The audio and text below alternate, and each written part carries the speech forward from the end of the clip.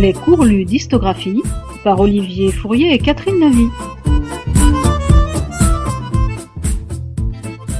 Géographie, niveau 5e. Premier thème de l'année, la question démographique et l'inégal développement. Bonjour. Aujourd'hui, Histographie vous propose de nous retrouver autour de la question démographique et de l'inégal développement, notamment sur le premier sous-thème ou premier chapitre qui s'intitule « La croissance démographique et ses effets ». Et dans un second temps, nous verrons la répartition de la richesse et de la pauvreté dans le monde, qui est le deuxième chapitre ou sous-thème de ce grand thème sur le développement et la question démographique. Alors comment on a procédé sur Histographie ? Eh bien, on a donc pour ces deux sous-thèmes croisé des notions qui nous ont paru très importantes pour bien comprendre ces deux sous-thèmes. Alors la première notion qui nous a paru très importante, c'est la notion de croissance démographique. Pourquoi ? Parce que cette croissance démographique, elle s'accélère et on peut même parler aujourd'hui d'explosion démographique.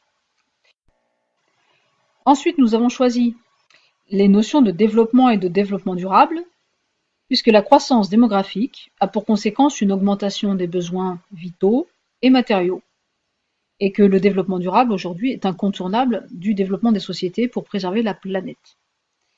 La troisième notion que nous avons choisie, c'est celle de pays émergents.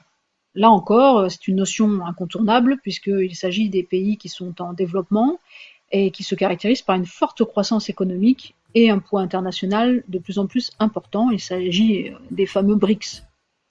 La dernière notion, c'est celle d'inégalité, puisque les richesses sont réparties inégalement entre les pays. Donc certains pays sont majoritairement riches, d'autres majoritairement pauvres. Voilà.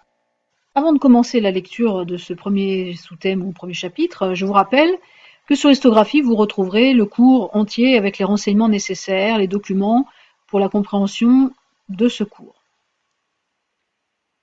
Donc première partie, la croissance démographique et ses effets.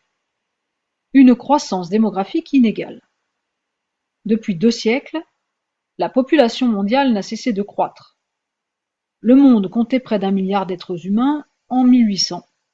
Aujourd'hui, nous sommes 7,4 milliards environ, et nous serons environ 10 milliards vers 2050. La croissance démographique la plus forte est aujourd'hui celle des populations africaines. Par exemple, en Éthiopie, la population a été multipliée par 5 entre 1950 et aujourd'hui. C'est donc dans les pays en développement que la population augmente le plus rapidement. Dans les pays émergents comme l'Inde et la Chine, la population est extrêmement nombreuse. 1,3 milliard d'habitants en Chine, 1,2 milliard d'habitants en Inde. Cependant, le taux de natalité y est devenu presque aussi faible que dans les pays développés, où la population augmente lentement. Comme dans ces pays, la population vieillit. Deuxième partie.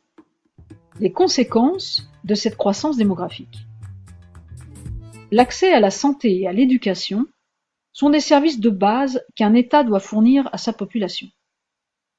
Dans les pays très peuplés, comme la Chine, satisfaire ces besoins représente un coût financier important. Ainsi, la Chine doit investir massivement pour faire face aux problèmes de santé dus à la pollution et au vieillissement actuel de sa population.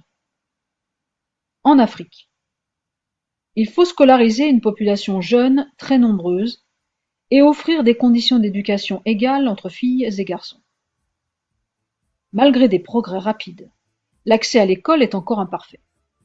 Les filles et les habitants des campagnes ont un moindre accès à l'éducation. L'accès aux études supérieures reste rare. En revanche, dans les pays développés, l'État offre une éducation de qualité à toute sa jeunesse. Dans les pays développés comme aux États-Unis ou en Europe, les États doivent relever le défi du vieillissement de la population. Le coût de santé et de retraite des plus de 65 ans ne cesse de croître. Voilà, c'est tout pour aujourd'hui. Je vous invite à nous retrouver pour le deuxième sous-thème, la répartition de la richesse et de la pauvreté dans le monde. À bientôt sur Histographie.